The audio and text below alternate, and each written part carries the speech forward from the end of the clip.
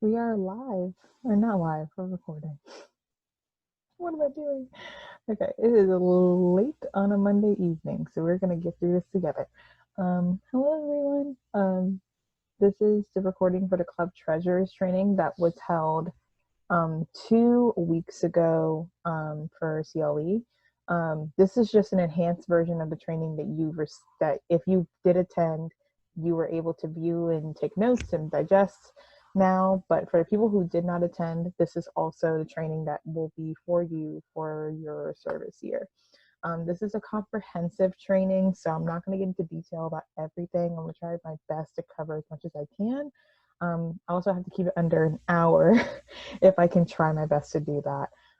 If you have any questions in regards to the information you're going to be receiving in this video, my email will be in the PowerPoint, but just email me at treasure@floridacirclek.org, and then I'll do my best to contact you. Also, my phone number is there too. I'll mention this again at the end of the presentation, but if you do call me or text me, just leave your first and last name and which club are you coming from, so that way I'll know what the context of the conversation and what I can do to help you. So I'm going to go ahead and share my screen so we can get started. I hope that your Monday is going well. You're probably not going to receive this on a Monday, but it's a Monday when I'm recording this thing. So.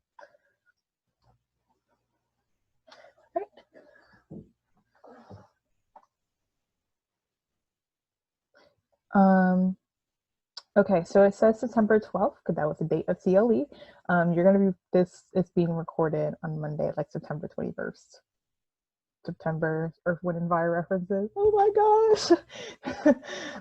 Feel free to send memes of things like that. That would be great. No, yeah, sorry. Can't think right now. So, okay, so let's begin. So I just wanted to quickly introduce myself because I've only been district treasurer for a couple of weeks. So I wanted you to kind of get acquainted with me and what my background is for what I get to do for you guys this year. So hello again. My formal name is Gabrielle, but most people call me Gabby. You can address me with either one. My club is PBAU CKI. I've been a part of it for about 2.5-3 years now. And my major is biology with a concentration in pre-health. A little bit about my CKI story is that in my sophomore year, I was just randomly going to our Club Rush, which is our SGA sponsored club fair that we have at PBA. And I was told already by someone about CKI that it was a charter that was literally just started in January of that year. And it was like, they were looking for new members and everything. And then I was told by Maria Landrin, like, yo, you should join, it's great. And it just so happened that one of my best friends was also a part of the club too. She was like a club editor at the time. And I joined, and the rest is literally history. In my time of being a part of PBA UCKI, I served as a club officer. I just finished my term as serving as a club secretary treasurer this past year. And the year before that, I served as a club secretary. A little bit about me is that I love coffee. I also love food. So if you like to talk about those things, whether if we're talking about like dues or any club treasurer information, feel free to do that with me. I would love to do that. I love small talk, so it's like my thing. I'm super passionate about the issues of systemic racism and racial injustice. It's something that's been on my heart for a while, and actually the office that I get to work for this year on my campus is specifically joined to promote cultural diversity on our campus. Is a PWI, so it gets a little complicated when you're talking about cultural diversity at a PWI. If you know, you know. Yeah. My goal is to work in the public health sector one day. It's something that I have been it's on my heart for a while, and I really love like environmental studies and health prevention. So I'm hoping to get my master's in public health one day. We'll see what that day looks like. And it does say I have a form for you to fill out. A couple days ago, I did send a follow-up post-CLE email. The form that I'm referring to is a form that you were sent in that email. So if you did not have a chance to fill that out yet, please fill it out. It's just my way for me to get to know you and have a little bit of context of like who you are as a club officer, but also as a person. So then when we get to chat, I'll be able to talk to you and like be able to have fun and be able to see what kind of, not what kind of person you are, but like what you're made of and how I can relate to you. That's something that's really big for me, is relating to people. So, okay, so let's begin this wonderful training. So again, not again, but yes, congratulations on your term or your appointment as club treasurer. It's a really, really cool job. If you love numbers, if you love counting money, if you love fundraising, this is a position that is for you. It is something that, yes, is very detail oriented, and it becomes a little dicey, especially during due season, but it's something that's so fun, and you really get to meet new people through just not necessarily also being a member of CKI, but also being a club officer, just because you are a little bit more elevated and you're able and you have more responsibility. So yeah. Next thing is, I'm going to state the obvious here. We are in a global pandemic still.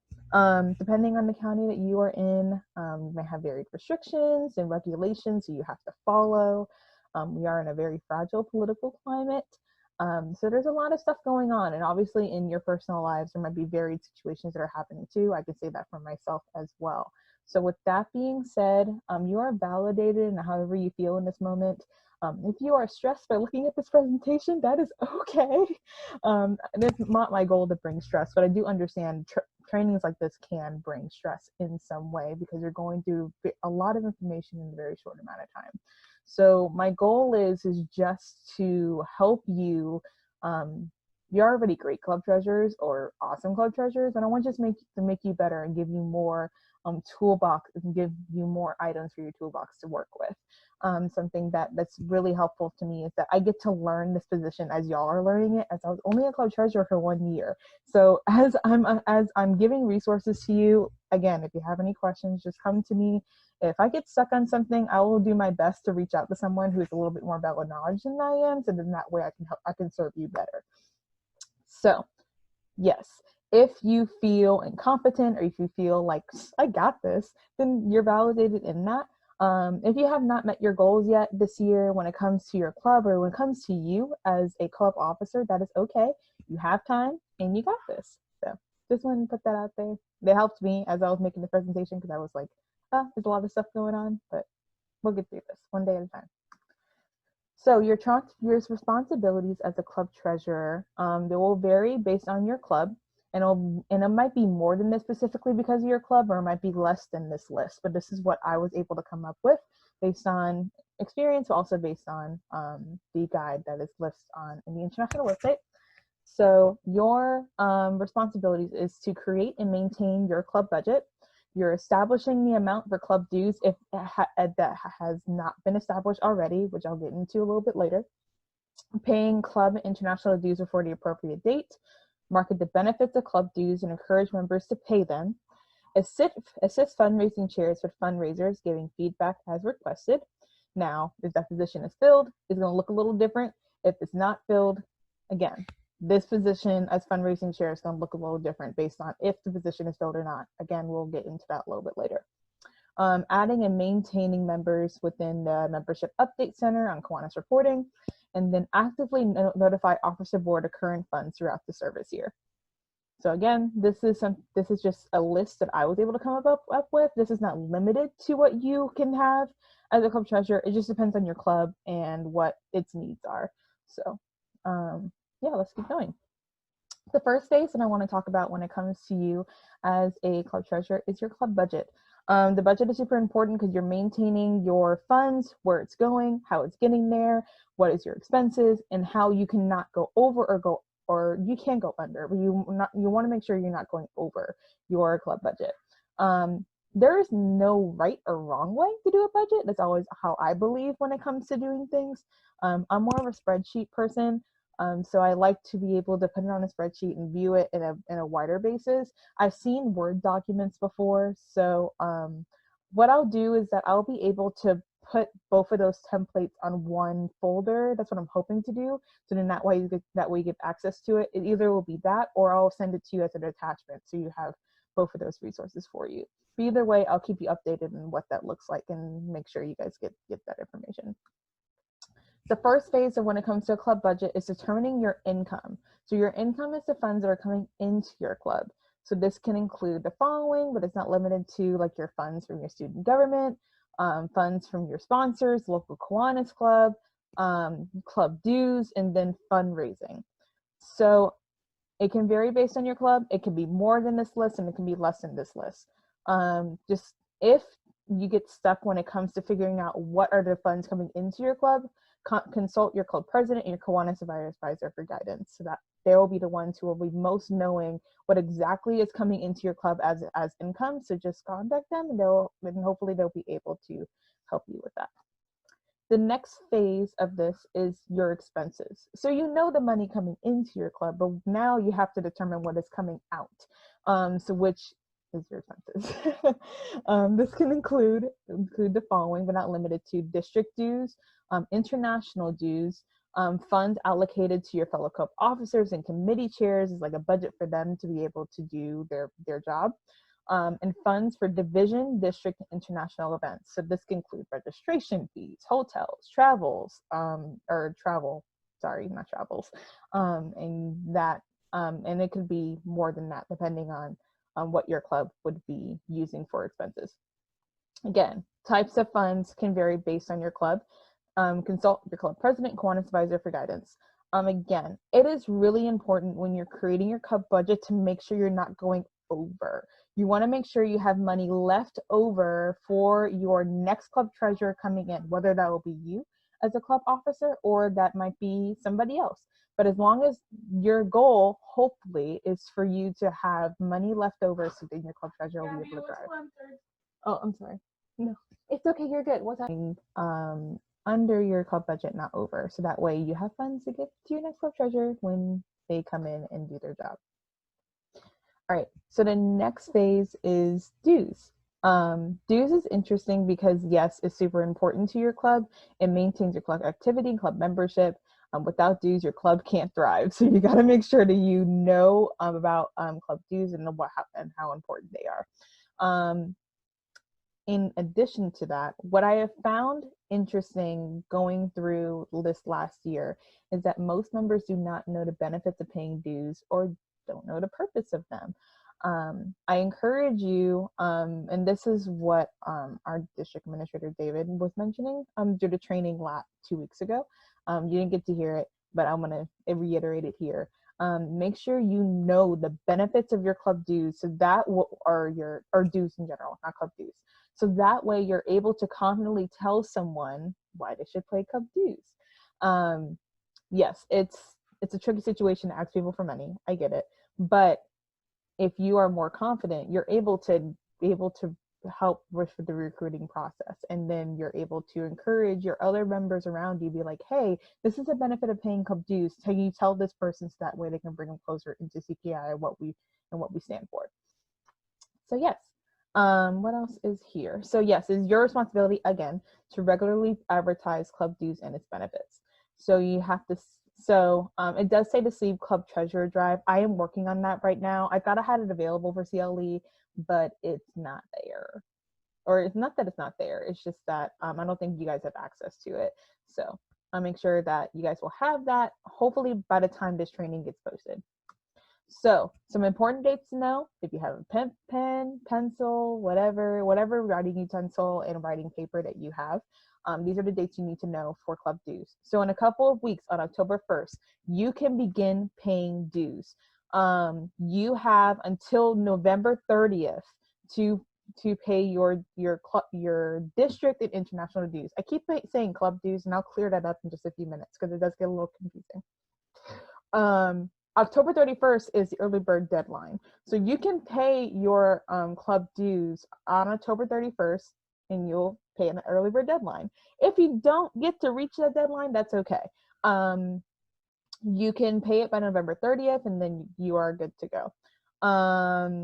If for any reason you're not able to pay on that date, just keep working on it. Keep figuring it out, and then make sure you're paying it by February 1st. If you do not pay it by February 1st, your club will get suspended. And then there is an extra fee that comes with reactivating your club to make sure it can stay in good standing with Kiwanis reporting. So make sure you are writing these dates down, you're maintaining, or you're reminding your club about these dates, so that way you're able to properly pay your district and international dues. Now, before I get into the dues infographic, so I keep saying the term club dues, so I will clear it up for you. So your club dues is the dues amount that is determined by your club. Now, what we did for PBAU is that we actually determined the dues amount by adding the district dues amount, which is $10 for the Florida district.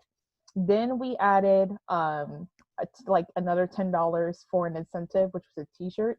And then the rest of the money that was left over was for fundraising. So it was $25 in total. So the 25 covered district dues, it covered a t-shirt for the new member or a returning member that paid their dues, and then whatever money was left over was for fundraising.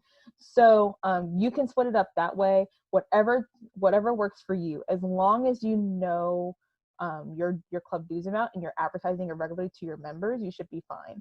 Make sure that your dues amount is affordable for your members, because it's super duper important, and I think it will make the job a lot easier for you to advertise. If it's that is up to discretion of you and the club president and whoever's responsible for creating your establishing your club dues amount. So just make sure that you're keeping that in mind. If it's $10 because you just want to go ahead and cover district dues, perfect. But if you want to add incentive, that means you do have to add more money to that $10 in order to meet your requirement.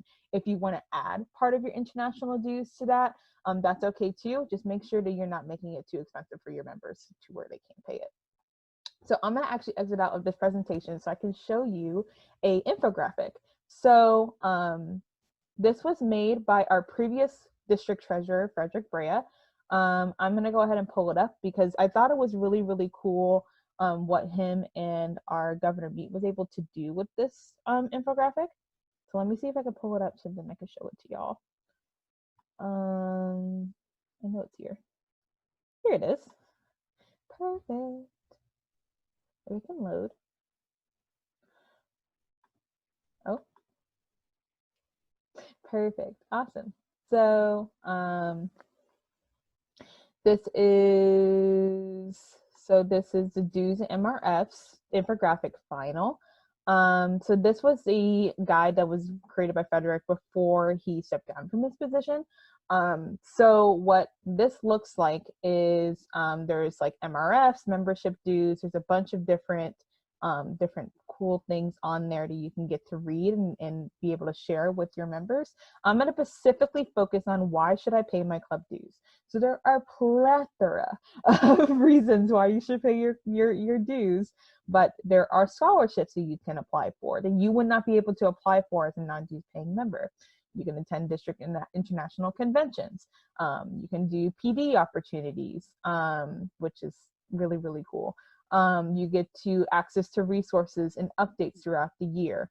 You get to run for higher office. So say, for example, if you are a member right now and you want to pay dues and you're also interested in taking a higher leadership position, either in your club, in your district, or international, you get to do that because you get to pay dues, or if you get to pay dues.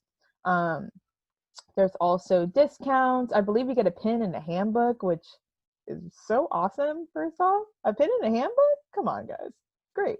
Then you get, then there's also the Tomorrow Fund that you get to take advantage of as a grant for your service projects, and a bunch of other things that International gets to give to you as a thank you for paying your club dues. So again, make sure that you as a club treasurer know this information, you're able to relay it to your members, and also that you are confidently telling people why they should pay dues. The more you do that, the more that you're able to hopefully recruit more people into your club. I did not get to do that enough as a club treasurer, so I even told the club treasurer who has the position of PBAU now to literally just make sure you're advertising this stuff, because otherwise it just makes your job so much easier. Okay, so we're going to return back to the presentation. All right, so now you got all that wonderful infographic. Now we're going to move forward. So this is actually, sorry guys, this is actually a continuation of the conversation that I had about incentives. So yes, at PBAU, we did give a club shirt as a way to say, thank you for paying club dues. Thank you for being a member of our club. You can do stickers, you could do, I'm trying to think of other things, maybe a sweater, cups, anything that you can think of as an incentive for someone to pay club dues. A big one, maybe like a mask. Masks are so needed right now. So I think like if you're able to get masks as an incentive for club dues, guys, amazing, right? Cool stuff. So yeah. And also, I forgot to mention this, doing this also helps with fundraising for your club too. Club shirts and stickers and all these different merch that you could be able to do as an incentive. You're also fundraising for your club, and also you get to possibly sell those items at district or international conventions. I didn't take advantage of this, and I felt terrible because I really wanted to buy this. I would think it was like FSU shirt. Their last year's club shirt was awesome, and I wanted to buy it. And I was like, oh, I wanted to buy it, and I wasn't able to, just because it just didn't work out that way. So yes, you can do that if you want to. So feel free to take advantage of that. Make it a fundraising opportunity for your club, but also help bring more members in and saying, oh my gosh, I got a cool club shirt for my club. Like, who doesn't want a t-shirt? Amazing. Yes. So again, I reiterated this earlier before the infographic, but make sure the amount is affordable for your members. This can vary based on your club size and other factors. You can consult your club president for guidance. If you also need guidance on this, feel free to email me. What I found really interesting, and this moves into the next point, if you're able to contact your Kiwanis advisor and you're sponsoring Kiwanis Club to help you with international dues, that might alleviate the amount that you have to pay for club dues. So if you're able to contact your Kiwanis advisor, do so now. Or do it as soon as possible. Make sure that you are in regular contact with them, that they are able to fit it into their budget, so that way they'll be able to help you when due season comes around. If they're not able to, or if there's other situations that happen where you're not able to pay club dues, there is an option for the fee waiver. I did not put this in the presentation just because there's just a lot of content and I didn't want to overwhelm y'all. But if you do need more details on the fee waiver, let me know and I can relay that information to you. If for any reason you're not able to pay club dues or it's becoming a burden, just contact me and we'll take it next steps from there. Encourage your members to pay dues, so please be considerate. We're in a pandemic. This is a hard time for a lot of people financially, so let the club members make a decision if club dues are for them. Keep encouraging them, saying, hey, we have club dues. If you haven't paid it, go ahead and pay it. But let them make the decision. There might be a possibility that you might have non-dues paying members in your club. If for any reason that happens, just let them know that there's going to be some things they're going to have to pay out that dues paying members don't have to pay. Like, they won't be able to attend a district international conventions. And if they do, they have to pay it in full. It's really expensive. So encourage them to pay dues. But if they don't, just let them know up front that would be the idea that they would have to reconcile with. If there's like a club shirt or a club merch, they would have to pay that out of pocket if that was a part of club dues. So just make sure you inform them of what could occur if they do not pay club dues. It is a big deal in a sense of membership and recruitment, and it's super important to us, but it happens. So just keep that in mind as you are advertising club dues. So the Membership Update Center is, as we're transitioning out of dues land of this presentation. So you're going to be mainly responsible for adding and removing from the Membership Update Center. See your club secretary for this step. When I wrote this presentation, this might be a club secretary responsibility, but I made it a club treasurer responsibility for our club treasurer PBAU. So just contact your officer board and ask them what this looks like. If this is a responsibility you have to fulfill, great. If it's not, don't worry about it. Just make sure you stay on top of it, because the next part is really important to why you want to make sure you're adding and maintaining the MUC or MUC. So again, you will be paying the district and international dues on MUC. When it comes to adding and removing members, make sure that you are only adding individuals that are paying club dues. Because for every member that you add, the system automatically adds $10 per member for the Florida district. So make sure that you are only adding members that excuse me, guys, sorry guys, whew, um, that are able to pay club dues or your dues in general for your club. What else is here that I need to cover? Also, if you have any graduating members, make sure to remove them. If you have members who are not paying dues, who did not pay dues before a certain timeline that you had, make sure to remove them. Now, for example, if there's a returning member who didn't get to pay dues by a certain deadline, but they are able to pay dues on another date, you're able to add them back, and it's really easy to do it. So just to keep that in mind, if you have to remove someone, but you want to add them back. Again, the MEC will charge 10 per member added. That's the district dues amount for the Florida district. International dues will vary on school size and other factors. I have a graph, a table for this, so you'll see that in just a second. This is a huge point that I really want to carry over in this presentation, is that you can add members throughout the year on MUC. So say, for example, you have passed a dues paying period, and you're in spring recruitment season, and there's like 5 new members who just want to be a part of your club and are willing to pay your club dues or the district dues in the general sense. If they're willing to pay that $10, you can add them. You can add them in January. You can add them in November. You can add them during the summer. You can add them throughout the year. You don't have to say, oh, we paid our international dues, we're going to have to wait till next year. That actually, when you're adding them throughout the year, you're alleviating the load for the next club treasurer that is coming in. That this person has already been added. All they have to do now is wait for the new financial year, and they have to pay $10 again, or they have to pay their club dues again. So just keep that in mind, that you can add members throughout the year. So even if November 30th passes, you're able to add members through MUC, and also you're able to remove members if for any reason they're not able to pay their district dues amount. Okay, so this is the international dues breakdown.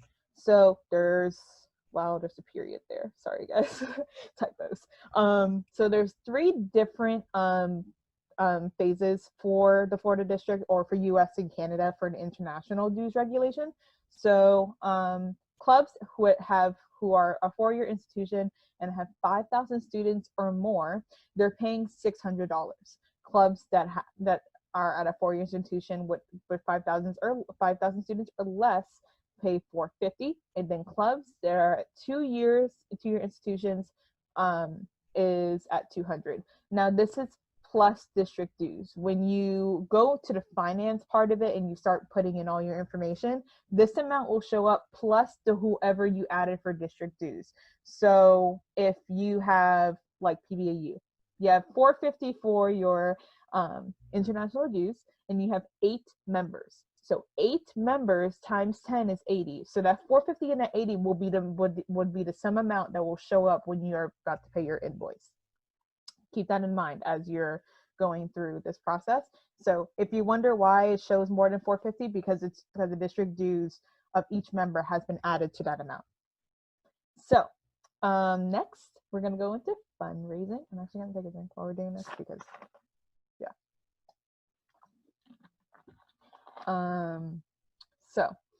the responsibility of your position varies whether or not if you have a fundraising chair.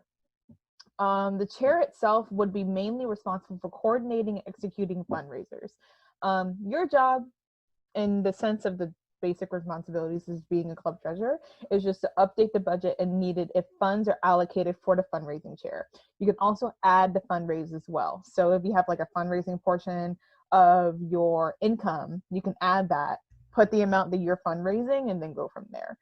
It just depends on if you have like different fundraising events, or you just want to make one big tab for fundraising. That's cool too. Just make sure you're keeping up with the numbers, because it can get dicey when you have more than one fundraising event. What else? Trying to think. So yes, if you do have a fundraising chair in your committee chair space, or yes, if you have the committee chair space and you have a fundraising chair, you can also give feedback and support if needed. You guys are both managing the money of the club, and they're specifically doing fundraising. So you can support them, give feedback, kind of just be the best buddy that they always wanted kind of thing. Me, salt and pepper. Why not, you know? So if your club does not have a fundraising chair, you as the club treasurer would be maintaining those responsibilities. So I do recommend, if you're able to find someone who is willing to be a fundraising chair, do that. Fundraising can get dicey on top of doing club treasurer responsibilities. So if you're able to delegate that to somebody else, you can do that. Also, you can also ask for help from your officer board, and that includes committee chairs if you need extra assistance. Don't be afraid to do that. That's what the officer board is for. We're supposed to help each other, or we're a team. So make sure you keep that in mind. You don't have to carry that all by yourself.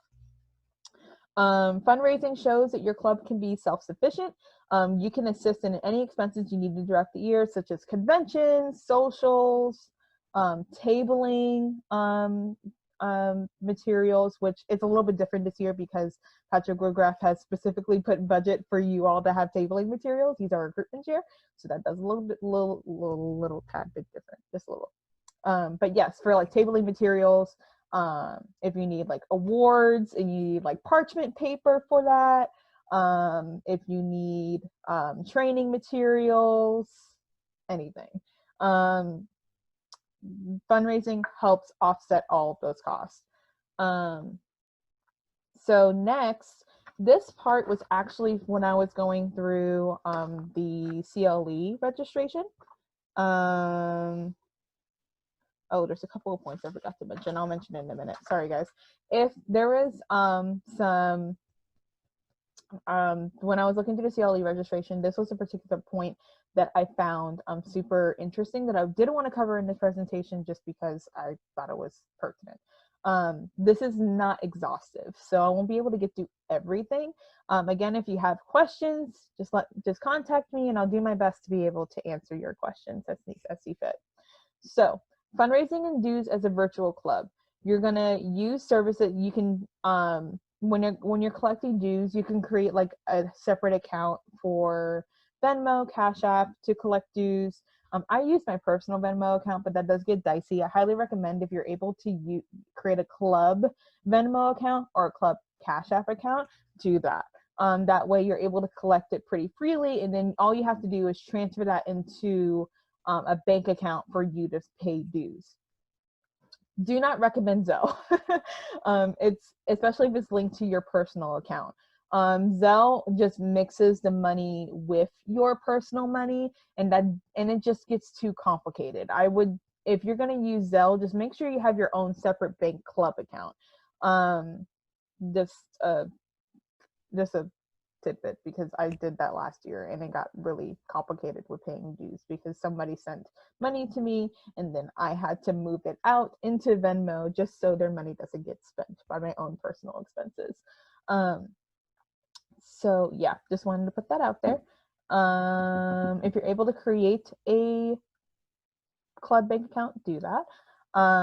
If you are not able to, that's okay too. Just consult your school on what works best. They might have accounts already placed for you. PBAU, we already have accounts, so I don't think we're allowed to create our own account. Yes, I'm not sure if we're allowed to.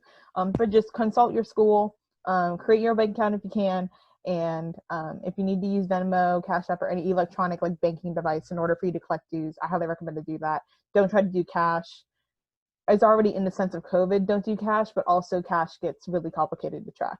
So make sure you're doing that in the right way that you can. Some corporations are doing digital fundraisers. Please, you can do your research on that. Google it. I think Chipotle is doing one right now. That's the corporation we used this past February for our fundraiser, which was super successful. If you want more details on that, you can also contact me. I will be more than happy to share that information with you. If you get stuck planning a fundraiser, feel free again to let me know. I will be starting to work on a fundraising guide that should be out to y'all in the next couple of weeks. So that would hopefully kind of alleviate the pressure of creating a fundraiser, how to do a fundraiser during COVID, and all of those things. I'll do my very best to cover that in a little bit more detail than what I'm doing right now. So I believe this is our last slide. We have made it to the end of this presentation. Isn't that wild? Oh my gosh, crazy. Just a little bit of words of wisdom from me to you. This is just a continuation when it comes to fundraising. Just to be creative in your fundraising plans. Yeah, just be innovative. There's so many ways to probably do fundraising in the midst of COVID. And as you're doing that, I will share this tidbit as I'm on the recording with you all. Share that with me. I would love to hear about the different success stories that you guys get to have for fundraising. And then that way we're able to share that with other clubs, but not only that, with other districts. And also other SLPs, like a Key Club or a Kiwanis or a Builders Club. So that way we'll be able to have that information available for them if they need it. Again, this was a theme throughout this presentation, but do not be afraid to ask for help. This position should be a blessing to you. It should never feel like that it's a burden. Obviously, there's going to be stress that comes with it. That's normal. But if you're becoming overwhelmed, please seek help. You have me. You have, as your district treasurer, you have your officer board. You have advisors around you. Make sure you're reaching out and asking for help if you need it. So that way I can be of best service to you, and also to your club officers and your members can be of best service to you. Again, you are a member of your club first. Make sure you are participating in events if you can. Make sure you're participating in socials, service projects. Make sure that you're participating in your club. Without your club, you would not be in the space to be a club officer. So make sure that you are being active in your club as best as you possibly can throughout this service year. And then you are enough. You have been specifically made for this position, for this time, for this space. Make sure you own that throughout this service year. If you need me to remind you of that, I'll be more than happy to, because I need that reminder sometimes. So make sure that you are just staying cognizant that you have everything that you need in order to be successful at this job. And if you do need encouragement, if you do need space to just need to be refreshed in this, I can be of that space. I need it sometimes too, so we'll be helping each other. And then hopefully your club board and also your members will be able to serve in that space for you as well. I did forget to mention something, so I do want to mention it. So when it comes to fundraising, you can also fundraise for charitable causes like WASH. So yes, you can fundraise funds for your club, but you can also fundraise charitable causes for your club like WASH. We're doing the Quantum House at PBAU, which is a nonprofit that's super close to here. There's other UNICEF. I think UNICEF and WASH are part of the same organization. I think it's like an initiative that they created for that. So yeah, there are plenty of nonprofits probably in your area, or probably in the space of where you live, or even in the international level, that you'll be able to support and give money to. I just covered that one. Yeah, I think that's it. Yes. So if you all have any questions, again, I'm going to go ahead and share the slide of my contact information. This is me. Email me at treasurer@floridacirclek.org. You can also contact me with my phone number. And that's all I have for now. Thank you so much for looking at this training. This was great. I wish that it could be more people, because answering your all's questions is actually super refreshing for me, because it keeps me on my toes. But it's okay. I hope that this serves as a resource, and that I can continue to be a resource to y'all. So until next time, have a great day, and I'll see you guys later.